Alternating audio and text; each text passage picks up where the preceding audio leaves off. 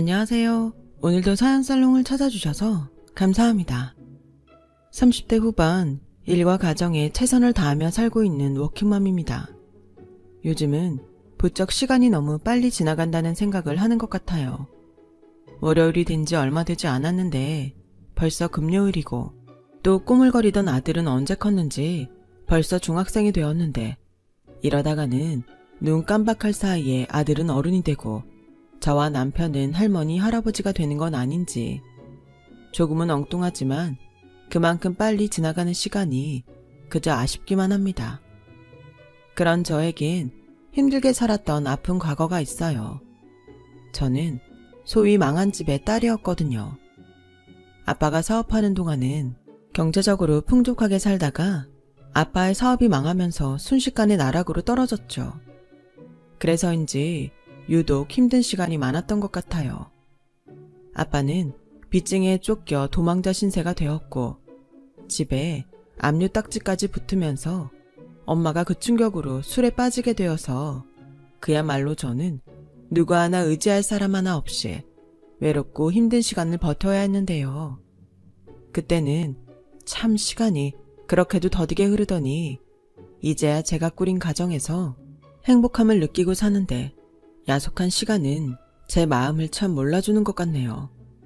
그런데 막상 시간이 흐르다 보니 저뿐만 아니라 저의 주변 환경도 많이 변해 있더라고요. 그 사실을 작년에 반갑지 않은 형님들과의 만남으로 체감하게 되었죠. 저는 앞서 말했듯 힘든 어린 시절을 보냈어요. 부모님이 있었지만 없는 것과 다르지 않았고, 그렇기 때문에 철이 빨리 들었는데, 그런 제가 유일하게 희망이라고 생각하는 것이 공부였어요. 저희 엄마는 없는 집에서 공부해봤자 소용없다며 어디 가서 돈이나 벌어올 궁리를 하라고 했지만, 이 지긋지긋한 현실에서 벗어나기 위해선 역시 공부밖에는 없다고 생각했던 저였죠. 그래서 정말 죽기 살기로 매달렸던 것 같아요. 다른 아이들처럼 학원에 갈 수 있는 처지가 아니니 학교 선생님에게 매달릴 수밖에 없었고, 그래도 혼자 열심히 노력한 끝에 수능 시험을 제법 잘 칠 수 있었는데요. 문제는 역시 대학에 갈 돈이 필요하다는 거였어요. 장학금을 받을 만큼 뛰어났다면 참 좋았겠지만 혼자 공부하면서 거기까지 바랄 순 없었고, 그래도 나름 서울에 이름 있는 학교 3곳에 모두 붙었던 저는 합격 소식을 받아들고도 그야말로 돈이 없어 대학을 포기해야 하는 현실에 부딪히고 말았죠. 하지만 간절히 바라면 기적이 한 번쯤은 일어나는 건지, 대학 등록 마감일을 앞두고 어디서 제 사정을 들으셨는지 시골에서 하우스 농사를 짓던 할머니가 저에게 구원의 손길을 내밀어 주셨는데요. 그때 제 눈에 비친 할머니는 공경에 처한 신데렐라에게 호박마차와 드레스를 짠 하고 만들어준 마법사처럼 보였어요. 세령아, 힘들지? 할미라도 건강하고 돈이 많으면 너 하나는 어떻게든 책임지고 싶은데 할미가 너무 늙고 능력이 없어서 미안하다. 대신 이거 받아. 이게 뭔데요? 돈이다. 근데 그게 얼마 되진 않아. 그래도 네 대학 등록금 정도는 될 게다. 이렇게 힘들수록 사람은 공부를 해야 해. 할미가 다는 보태주지 못하겠지만 그래도 힘 닿는 동안은 어떡하든 해볼 테니 너라도 포기하지 마라. 저도 그러고 싶은데 엄마가. 네 엄마한테는 내가 말하마. 애미라는 사람이 참 한심하지. 물론 네 아빠가 한 짓이 있으니 내가 할 소린 아니지만. 할미, 차 시간 돼서 이제 가야 해. 우리 강아지 할미가 미안하다. 저는 그렇게 힘들지만 할머니의 도움으로 대학을 갈 수 있었어요. 물론 이 사실을 안 엄마는 당장 먹고 살기도 힘든데 무슨 대학을 가냐며 할머니가 좋게 말을 하셨음에도 그 돈을 저에게서 뺏으려고 했는데, 저에게도 그 돈이 유일한 희망이었기에 악착같이 그 돈을 지켜야만 했어요. 그래서 그 돈으로 대학에 입학할 수는 있었지만 엄마와는 남보다 더 못한 사이가 되었고, 할머니가 주신 그 돈으로는 당장 2학기 등록금도 해결할 수 없었기에 저는 숙명처럼 아르바이트를 하루에 3개씩이나 하며 고단한 생활을 할 수밖에 없었어요. 물론 제때 마련하지 못한 등록금 때문에 휴학과 복학을 반복하며 대학을 참 오래 다녔는데 그러던 중 운명처럼 남편을 만나게 되었어요. 그때 제 나이가 22살이었어요. 남편은 저보다 3살이 많았죠. 남편은 다정하고 유머러스한 사람이었죠. 사실 저는 사는 것이 팍팍하고 힘들어서 그렇게 웃을 일이 잘 없었거든요. 하지만 남편하고 있을 때면 뭐가 그렇게 재미있는지 하루 중에 남편과 아르바이트하는 시간을 기다릴 정도였는데 그렇다고 제가 먼저 남편을 좋아했던 건 아니었어요. 저는 워낙 공부와 아르바이트에 치여 그런 걸 생각할 여유가 없었고 그랬기에 먼저 손을 내민 사람은 남편이었는데요. 여유가 없던 저는 그 마음을 거절할 수밖에 없었어요. 저기 마음은 고마운데 내 처지가 연애할 정도로 한가하지 않아. 미안해 오빠. 그래? 나도 대충은 들었는데 너 그렇게 많이 힘들어? 연애할 시간도 없을 만큼? 나 너 공부하는 거랑 다른 아르바이트 하는데 방해 안 할 수 있는데 그래도 안 되는 거야? 내가 오빠가 생각하는 것보다 훨씬 더 어려워. 그래서 어쩌면 내가 오빠한테 상처를 줄지도 몰라. 괜히 서로 불편해지느니 지금처럼 같이 일하는 오빠 동생으로 지냈으면 좋겠어. 미안. 저는 그렇게 제 생애 처음으로 받게 된 고백을 거절했어요. 그러다 무슨 타이밍의 장난인지 그 뒤로 얼마 되지 않아 우연히 남편에게도 어릴 때부터 이어진 상처가 있다는 걸 알게 됐고 그 뒤부터는 이상하게도 남편에게 자꾸만 마음이 쓰이더군요. 지금 생각하면 제가 힘든 사람이었기에 그런 남편을 그냥 두고 볼 수는 없었던 것 같아요. 남편은 공부 잘하고 반장과 전교 회장만 하던 잘난 형들에게 밀려 어릴 때부터 쭉 찬밥 신세였다고 했어요. 남편은 사실 공부에 대한 의지도 없고 공부머리도 없어서 대학은 다니지 않고 아르바이트를 해서 생활하고 있다고 했었거든요. 그렇기에 남편은 학교에 다니는 동안 성적이 늘 하위권이었고 시어머니는 그런 남편에게 공부 못하는 아들은 밥 먹을 자격도 없다며 형들하고 겸상하고 싶으면 성적을 올려오라고 했다는데 결국 성적을 올리지 못한 남편은 고3 졸업 때까지 밥상을 따로 받았다고 하더군요. 형들은 고기 반찬에 따뜻한 고깃국을 먹을 때 자기는 찬밥을 먹었다며 그때의 서러움이 생각났는지 눈시울을 붉혔어요. 저 역시도 어린 남편이 가여워 똑같이 눈시울을 붉혔고요. 그래서 좀 늦긴 했지만 남편의 마음을 받아주고 싶다는 생각을 했어요. 그렇게 저는 처음으로 남자친구를 사귀게 되었고 생활에 방해만 될 뿐이라고 생각했던 연애는 제 인생에서 처음 느껴보는 행복이었기에 나중엔 남편보다 제가 남편을 더 사랑하게 됐는데요. 그도 그럴 것이 남편은 마치 저의 든든한 보호자처럼 저를 항상 따뜻하게 챙겨줬고 그런 경험이 아빠의 사업이 망한 후 처음이었던 저는 남편에게 푹 빠질 수밖에 없었죠. 그렇게 서로에 대한 마음이 커진 저와 남편은 아직 한참 어린 20대 나이임에도 불구하고 결혼을 하고 싶다는 생각을 하게 되었어요. 하지만 가진 것이 없었던 저희가 결혼을 꿈꾸기엔 현실의 벽은 너무 높았죠. 그리고 그때쯤 양쪽 집에서도 저희의 교제를 알게 되었는데 결혼까지 생각하고 있다는 저희의 말에 그야말로 기겁을 하며 짠 듯이 반대를 하더군요. 뭐? 결혼? 니들 나이가 몇인데 결혼을 한다는 거야? 안 돼. 엄마 말 안 듣고 그렇게 공부도 안 하더니 이제는 결혼을 하겠다고? 결혼이 뭐 니들 소꿉장난인 줄 알아? 넌 결혼이 아니라 지금이라도 대학 갈 생각이나 해. 내가 저더러 서울대를 가라는 것도 아닌데 남들 다 가는 대학을 왜 안 가는 거야?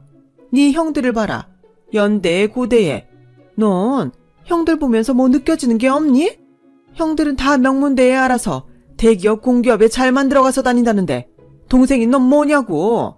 그리고 너 여자애가 얼마나 한심하면 취직도 하기 전에 결혼을 하겠다고 해. 됐자하니 망한 집 딸이라고 하던데 언감생심 내 아들 꼬실 생각이면 그만두는 게 좋을 거다. 내 입에서 험한 소리 나가기 전에 여기서 관둬라. 어머, 결혼을 하겠다고?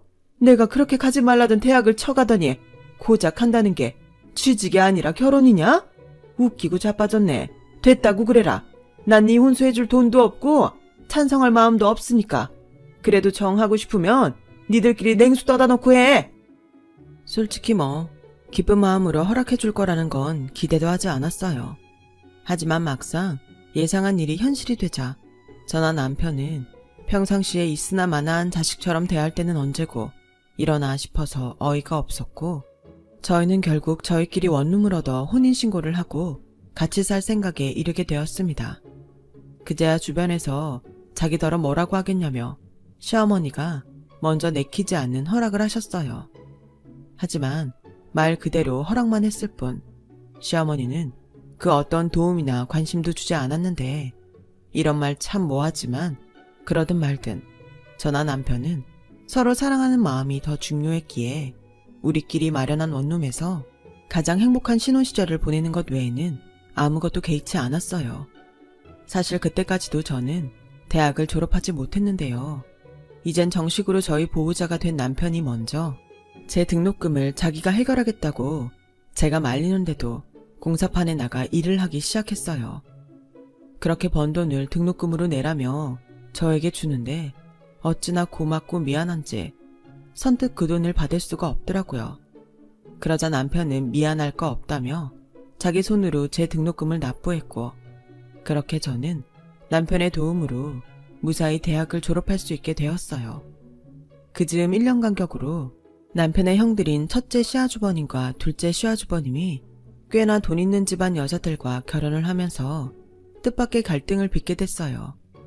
시어머니에게 무슨 말을 어떻게 들었는지 알 수 없지만 형님들은 먼저 결혼한 제가 마치 눈엣 가시인 듯 항상 저를 못 잡아먹어 안달이었고, 자기들 분리할 때는 먼저 시집온 저에게 다 미루면서 그 밖의 일에는 자기들이 저보다 손윗사람이라며 그렇게 대접받기를 원했는데 정말 꼴값이더라고요.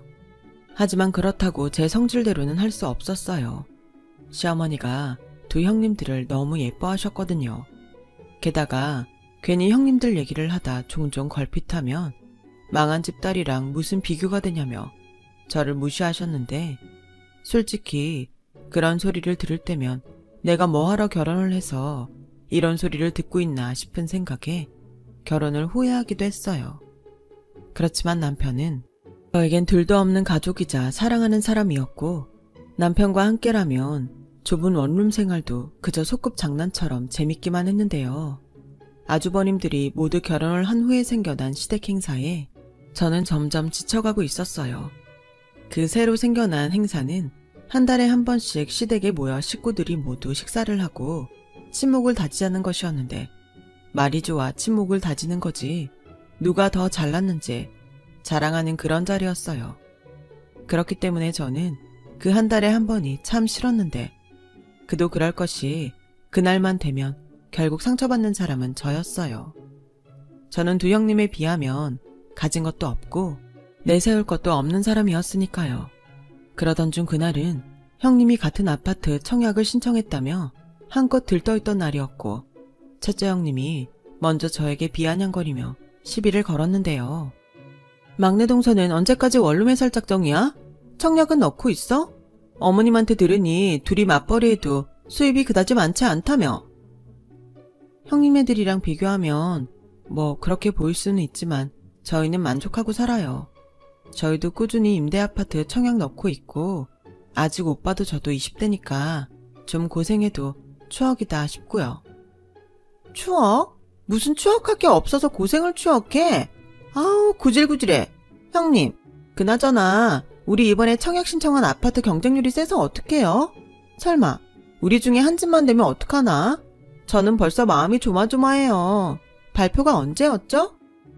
이번 달 안에 발표 난다고 하던데, 전에 없던 최고급 아파트 단지라 경쟁률이 엄청나나 봐. 사람들 돈 없어서 집 못 산다고 하더니 다 거짓말이야. 그래도 뭐 동서나 나는 되기만 하면 걱정 없지. 안 그래? 맞아요, 형님.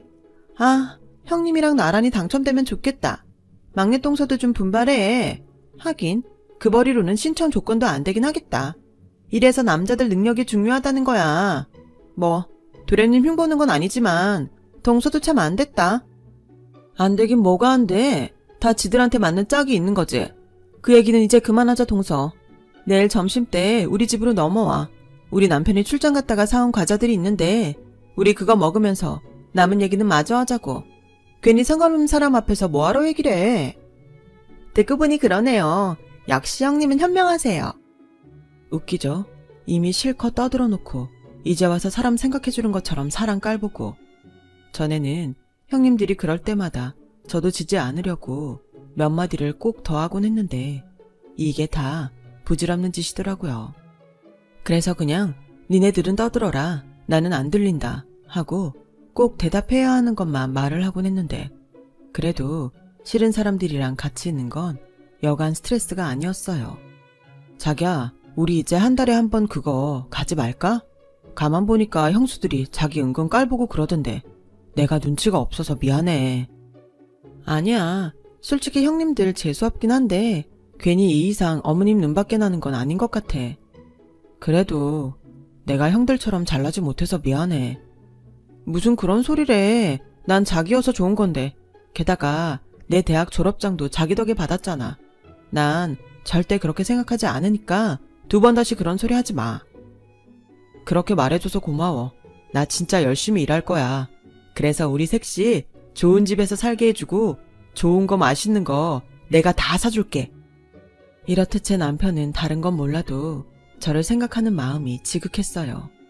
그리고 계획에는 없었지만 아이가 먼저 저희 부부를 찾아왔고 처음엔 부모가 된다는 것이 실감나지 않아 얼떨떨했지만 그 또한 너무나도 감사하기만 했는데요. 시어머니는 첫 손주 소식임에도 불구하고 그리 반가워하지 않으셨어요. 오히려 화를 내며 저희 부부를 한심하게 생각하셨죠. 뭐야, 니네는 준비도 안 된 것들이 덜컥 애를 가지면 어떡하겠다는 거야. 결혼도 남들보다 빨리 하더니 뭐가 그렇게 급해. 그리고 여자인 네가 더 피임을 열심히 했어야지. 한참 돈 벌 나이에 배불러서 집에 들어앉으면 능력 없는 내 아들만 죽어나라는 소리야. 엄마, 무슨 말을 그렇게 해. 내가 아무리 형들보다 능력이 없어도 우리 집 가장이야. 내가 알아서 한다고. 아이고, 퍽이나 알아서 하겠다. 니네가 아니라 첫째나 둘째였으면 얼마나 좋아.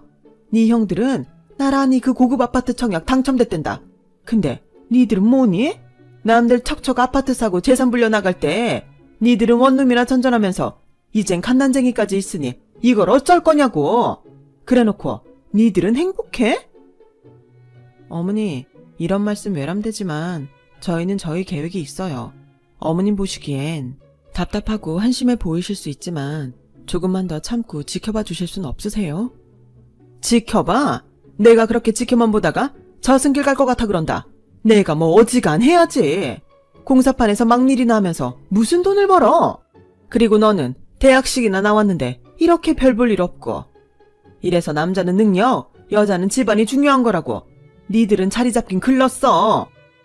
아, 그래서 엄마는 머리는 나빠도 처가에 돈이 다는 소리에 형들 골빈 빈껍데기 같은 여자들한테 장가 보낸 거야?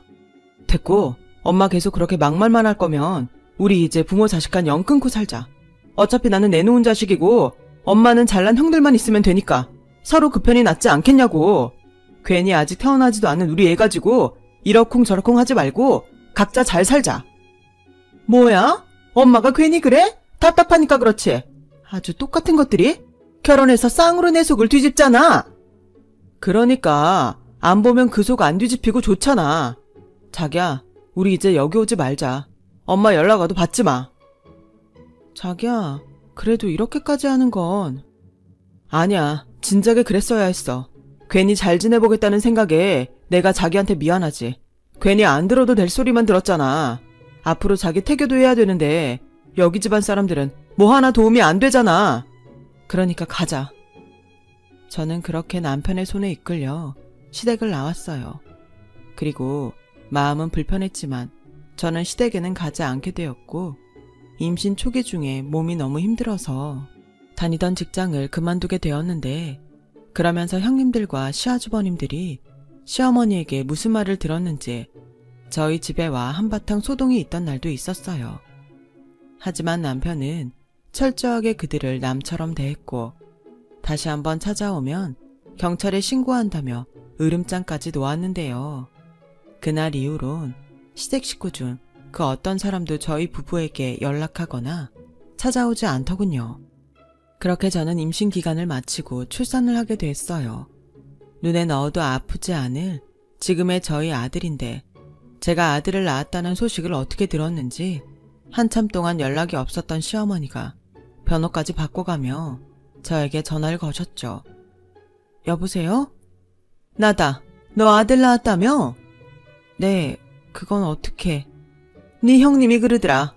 애기 사진을 핸드폰에서 봤다고. 그래도 그 씨가 우리 집신데 언제까지 남처럼 지낼래? 그러지 말고 네가 네 남편 좀 좋게 구슬려 봐라. 그럼 내가 못 이기는 척 할 테니까. 아, 어머님 뜻은 잘 알겠는데 아마 그이는 그럴 생각이 없을 거예요. 정 원하시면 어머님이 직접 그이한테 연락해보시면 어떠세요?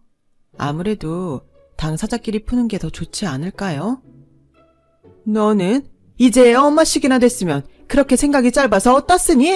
됐다, 끊자. 시어머니는 그렇게 자기 뜻대로 되지 않으니 한껏 성을 내고 전화를 끊으셨어요. 그리고 남편에게 시어머니에게 전화가 걸려왔다는 걸 전달했는데 그 바뀐 번호도 차단하라며 남편은 단호했고 저는 차단까지는 하지 않았지만 그 뒤로도 잊을만 하면 한 번씩 걸려오는 시어머니의 전화를 받지 않았어요. 급한 용건이면 남편에게 직접 할 거라고 생각했으니까요. 그렇게 저희는 세상에 저희 세 식구만 있는 것처럼 똘똘 뭉쳐서 살았어요. 그리고 시어머니와 형님들은 저희 남편이 능력이 없다며 그렇게 무시했지만 남편은 어느 순간부터 성실하고 일을 잘한다는 소문이 나서 현장을 3개나 관리하는 소장이 되었고 저는 아이가 어려 직장에 나가지 못하니 재취업에 유용한 자격증을 따려고 공부를 하기 시작했는데 세무회계 쪽에 흥미를 갖게 됐어요. 그리고 저희 아들이 돌을 넘기면서 저희에게도 작은 평수지만 신축 아파트 청약 당첨이라는 기쁜 소식도 들려왔는데 그런 기쁨도 잠시 저희가 한껏 들뜬 마음으로 아파트에 이사를 가던 날 무슨 악연인지 저희 동네에서 형님들을 보게 되었어요. 어머, 이게 누구야? 가족도 아니고 남도 아닌 이상한 막내 똥서잖아. 애 낳았다는 소리는 어머님한테 들었는데 이젠 3살쯤 됐나? 아, 근데 이 아파트 살아? 네, 저희도 오늘 이사 왔거든요. 아, 그래? 그래도 장하게 원룸 생활은 졸업했네. 워낙 소식도 모르고 남처럼 지내니까 어떻게 사나 궁금하긴 했어. 형님, 궁금하긴 뭐가 궁금해요. 그리고 여긴 그냥 서민들 사는 아파트인데 우리 아파트랑 비교가 안 되죠. 우리 아파트가 지금 얼마나 올랐는데. 아, 그러세요? 좋으시겠네요. 그럼 저는 이만 바빠서 갈게요. 막내 똥서, 잠깐만. 내가 어지간해서는 참으려고 했는데 이건 아니지 않아? 막내 또래님이 그런다고 동서까지 그러면 어떡해? 그럼 저야말로 거기서 뭘 더 어떻게 해야 해요. 저야말로 중간에서 할 수 있는 일은 다 했어요. 뭘 다 했다는 건지 모르겠네. 그리고 말이 나와 하는 말인데 우리도 들었어. 동서 집안 망한 집이라며? 어쩐지 뭐 하나 비슷한 구석이 없더라고. 괜히 우리만 나쁜 손윗사람 만들고 우리도 난처해. 듣자 하니 거북하네요. 저희 친정이랑 형님들이 무슨 상관이죠? 그리고 저는 형님들 나쁜 사람 만난 적 없어요. 자격지심이시죠? 뭐? 자격지심? 형님, 들으셨죠? 우리 보고 자격지심이래요. 우리가 급이 안 맞아서 일부러 무시한 건데 너무 황당하다. 그렇죠? 내 말이 이런 거지 같은 아파트 당첨됐다고 기가 살았나 본데 어디 한번 계속 까불어봐. 아파트도 급이 있어. 아파트라고 뭐 다 같은 줄 알아? 그 애가 학교 가면 막내 동서도 알게 될 거야. 이 아파트 수준을. 가자 동서.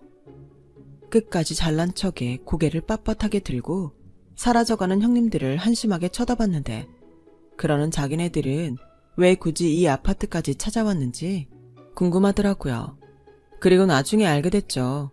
둘째 형님 친구 중에 저와 같이 청약이 당첨돼서 이사 온 사람이 있었고 그 친구 길을 죽이겠다면서 같은 아파트 사는 큰형님을 데리고 왔다는데 형식적이긴 하지만 어찌됐든 법적으로 한 가족이라는 것이 그렇게 부끄러울 수가 없었네요. 그렇게 시간은 흘렀고 저희 아들은 초등학생이 되었어요. 저는 오랜 시간 공부한 끝에 세무사 자격증을 취득하게 되었어요.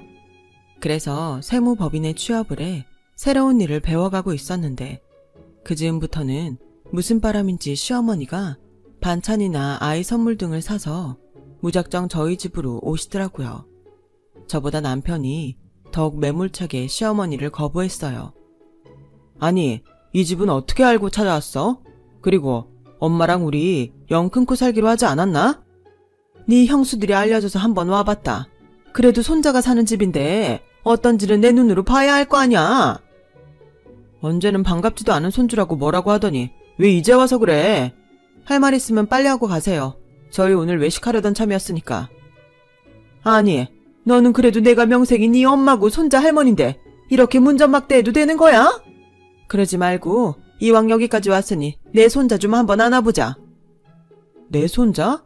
아니, 엄마는 어디서 그런 뻔뻔함이 나오는 거야? 왜? 엄마가 이뻐 죽는 형들은 애 안 낳는데? 그게 첫째네는 뭐가 문제인지 애가 안 생기고 둘째네는 뭐? 딩크? 덩크? 아무튼 애 없이 지들만 살겠대. 그래서 이제 와서 우리 애가 예뻐 보인다는 거지? 됐다 그래. 비켜요. 우리 나갈 거라니까. 자기야, 예준이 데리고 먼저 나가. 저는 거실에서 참 난처했어요. 아들 아이도 눈만 동그랗게 뜨고 모르는 할머니의 등장에 잔뜩 긴장하고 있었는데 남편이 부른다고 냉큼 나가기도 그렇고 남편을 말릴 수도 없겠더라고요. 결국 이상한 분위기 속에 시어머니가 먼저 집에 한번 오라는 말만 하고는 자리를 털고 나가셨는데 한번 굳게 닫힌 마음의 문은 어지간해서는 열리지 않았죠. 결국 다시 시어머니와는 멀어진 상태로 지내게 됐었고 비슷한 시기에 결국 친정엄마도 술을 끊지 못해 알코올성 치매가 찾아왔어요. 그리고 다행히도 제가 아닌 삼촌들 손에 시설로 가게 됐는데 저 역시도 시설로 가는 엄마 얼굴을 보러 가지 않았네요. 어차피 좋은 기억 하나 없는데 그 모습을 보고 오면 제가 많이 힘들 것 같았거든요. 그렇다 보니 저도 남편도 그냥 우리는 우리밖에 없다는 생각으로 서로에게 잘하려고 애를 쓰며 살았어요. 그렇기 때문에 큰 부부싸움 한 번 없이 저희 부부는 잘 살 수 있었어요. 서로 벌이가 늘어나다 보니 어느덧 저희는 형님들이 노래를 부르던 고급 아파트 단지에도 들어갈 수 있게 되었고요. 그렇게 원룸 월세 산다며 무시를 당했는데 참 기분이 묘하더라고요. 꼭 비싼 아파트에 들어와서 기쁘다기보다 누구 도움 하나 없이 저희끼리 노력한 끝에 여기까지 왔다는 그 기쁨이 그 어떤 로또보다 기뻤는데요. 그렇게 한 가지 목표를 달성하고 보니 저는 또 한 가지 욕심이 나기 시작했어요. 바로 제 이름을 건 사무실을 내는 것이었죠. 그리고 남편의 열렬한 지지로 마침내 저는 사무실을 개업할 수 있었고 처음엔 조금 어렵기도 했지만 열심히 최선을 다해 일하다 보니 꾸준히 고객이 늘어가기 시작했어요. 그때 또 한 번 깨달았어요. 노력한 시간은 절대 배신하지 않는다는 걸요. 그렇게 저는 항상 감사한 마음으로 일을 했어요. 그렇게 사무실을 운영한 지 5년이 넘어갔죠. 작은 규모로 시작한 저의 사무실은 확장에 확장을 거듭해 나름 규모가 생기게 되었는데 그러면서 직원도 꽤 채용하게 되었고요. 그리고 할 수 있는 최대한의 노력으로 일도 가정도 소홀하지 않으려 부단히 노력했는데 고맙게도 아들과 남편은 이런 제 마음을 충분히 알아줬고 직원들도 저를 믿고 잘 따라왔는데요. 한 번은 그런 직원들이 너무 고마워 점심 회식을 하고 사무실에 돌아왔더니 황당하게도 제 사무실 앞에서 예전과는 사뭇 다른 모습의 형님들을 또 보게 되었어요. 저뿐만 아니라 형님들도 마치 귀신을 본 듯 저를 보고 놀랐는데 그래도 자존심은 있다고 다시 표정을 가다듬더니 이렇게 말하더군요. 막내 동서? 여기서 일해? 네, 저 여기서 일해요. 막내 동서는 재주가 참 좋아. 이 일했다가 저 일했다가. 그래도 뭐 본 것 중에 지금이 제일 낫다. 지금은 옷도 그럴싸하게 갖춰 입고 있잖아. 저 바쁜데 저희 사무실에 용건 있으세요? 용건 없으시면 저는 이만 들어가 볼게요. 어머, 웃겨? 당연히 용건이 있으니까 여기까지 왔지. 여기 사무실 대표님 좀 만나러 왔는데 자리에 계실까? 어디 한번 안내해봐. 안내요? 그나저나 예약은 하셨어요? 저희 사무실 대표님은 미리 약속을 잡지 않으시면 만나실 수 없는데요. 이봐 동서, 우리 몰라? 아무리 영 끊고 살았다지만 우린 가족이잖아. 동서가 나서서 약속 없이도 만나게 해줄 수 없어? 형님도 뭐라고 하세요? 아무리 신수가 화내셨어도 우리가 손윗 사람인데 물어보지도 않고 무작정 안 된다는 말을 하는데 형님은 화 안 나세요? 들었지? 막내 동서 못 보던 사이에 간이 배 밖에 나왔구나. 우리가 기니 대표님이랑 상의할 일이 있으니 안에 들어가서 빌던지 없던 약속을 잡든지 막내 동서 능력을 보여줘. 저는 참 황당하고 그 순간이 재밌었어요. 형님들은 절대 제가 자기가 애타게 찾는 대표라는 것을 짐작하지도 못하는 눈치였으니까요. 그리고 그때였어요. 곧이어 도착한 저희 직원이 저와 형님들이 사무실 앞에서 실랑이를 하자 뛰어왔고 무슨 일이냐며 묻기 시작했는데요. 대표님, 무슨 일 있으세요? 여기 이분들 아시는 분들이세요? 곧 있으면 장 원장님 오실 시간인데. 아, 벌써 시간이 그렇게 됐나? 알겠어요. 나 먼저 들어갈 테니 여기는 이주임이 안내 좀 해주세요. 참고로 나는 바쁘니까 다른 사무실을 안내해주면 좋겠어요. 아, 알겠습니다, 대표님. 지금 뭐 하는 거지? 저기요, 지금 누구더러 대표님이라는 거예요? 동서가 여기 대표라는 거야? 아니, 이게 말이 되나, 형님? 막내 동서, 어떻게 된 건지 설명 좀 해봐. 정말 자기가 여기 대표야? 장난치는 거 아니지? 아니, 어떻게 자기가 세무사가 될 수 있는 거야? 그야, 누가 무시하며 자랑질하고 돌아다니는 동안 저는 미래를 위해 공부했으니까요. 이제 설명이 좀 됐을까요? 그럼 저는 바빠서 들어갈게요. 그리고 반갑지 않으니까 저희 사무실엔 더 이상 찾아오지 않으셨으면 좋겠네요. 막내 동서, 잠깐만. 그래도 우리가 한 가족인데 우리 좀 도와줘. 일단 내 말 좀 들어봐. 응? 형님들은 그 뒤부터는 막무가내로 듣고 싶지 않은 자기 사정을 이야기하기 시작했어요. 뭐 대충 감은 왔는데 역시나 그렇게 돈 자랑은 하고 다니면서 세금을 오랜 시간 체납하고 있었더라고요. 그리고 무슨 투자 사업에 눈이 멀어 시아주버님은 잘 다니던 대기업과 공기업을 각각 때려치고 사업에 뛰어들었는데 형님들은 어떻게 하면 세금을 내지 않고 걸리지 않는 방법이 있는지 알고 싶어 했어요. 당연히 그건 불법이고 오랜 시간 세금 체납이 이루어졌다면 국세청에서 전부 파악을 하고 있을 것이 분명한데 자기들이 빼돌린 재산이 드러나 고스란히 세금으로 뺏길까? 전전긍긍하는 거 있죠. 형님들은 각각 빼돌린 재산을 가지고 이혼할 생각처럼 보였어요. 막내 동서도 여자잖아. 아니 멀쩡히 잘 다니던 직장 그만두고 망하게 생겼는데 당연히 건질 수 있는 거는 따로 챙기는 게 맞지 않아? 난 능력 없는 남자랑은 죽어도 못 살아. 근데 세금은 빼박이래. 재산 분할도 안 된다고 하더라고.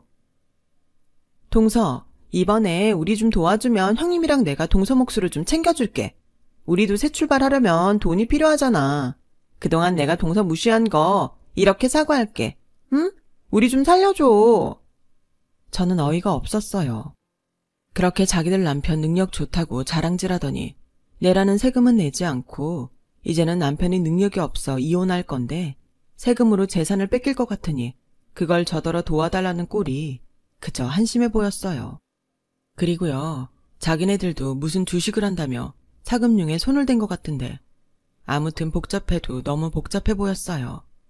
그래서 저는 빼돌린 재산은 그럼 지금 어디 있냐고 물었고 바보 같은 형님들은 제가 자기들을 도울 거라고 생각했는지 자신들이 은닉에 사용한 외국 은행에 개인 금고를 알려줬어요. 친절하게 위치까지 알려주더군요.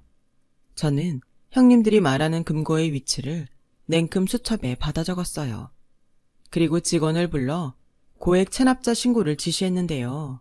순간 믿는 도끼에 발등이 찍혔다며 형님들은 순간 넋을 놓고 저를 보더니 이제는 자기들을 살려달라며 무릎까지 꿇고 빌기 시작했어요.